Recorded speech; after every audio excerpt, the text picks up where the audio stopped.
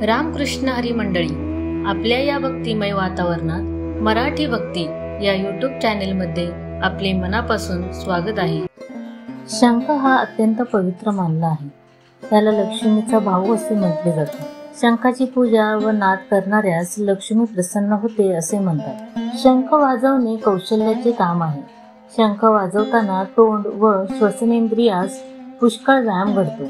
त्यामुळे दमा, श्वास, फुफ्फुसाचे रोग व इन्फ्लुएन्झा सारखे रोग होत नाही। तोतरा माणूस शंख वाजवण्याचा व्यायाम करील तर त्याचा तोतरेपणा जाऊ शकतो, निदान पुष्कळ प्रमाणात कमी होऊ शकतो।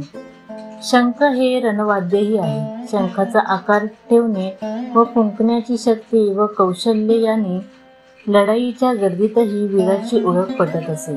महाभारतात युद्धप्रसंगी पांडव, कृष्ण व इतरही प्रमुख वीरांच्या शंखांची नावे सांगितली आहेत।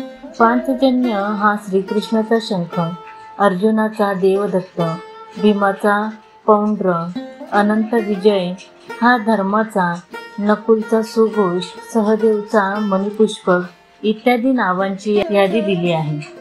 शंखाच्या आवाजाने ज्या कंपनलहरी वातावरणात निर्माण होतात त्यांनी हवेचे निर्जंतुकीकरण होते।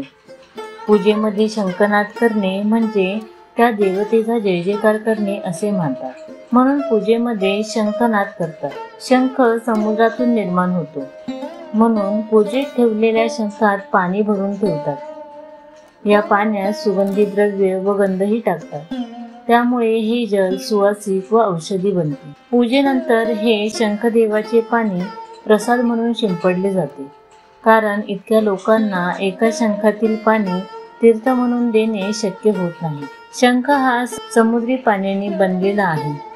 समुद्राबाहेर काढल्यावर आतील जीव मरून जातो व कवच उरते। कवचाच्या प्राण्याच्या कवचात आढळणारे कॅल्शियम, फॉस्फरस, गंधक यांच्या मिश्रणाने बनवलेले असते। पाण्याच्या माठ्यात किंवा पिण्याच्या पाण्यात रोज शंख देऊन ठेवावा व ते पाणी रोज प्यावे, म्हणजे त्या खनिजांचा लाभ आपणास होतो। शिवाय पोट साफही राहते, अपचनाचे विकार बरे होतात। व्हिडिओ आवडल्यास चॅनेलला सबस्क्राईब करा, लाईक करा आणि शेअर करा। धन्यवाद।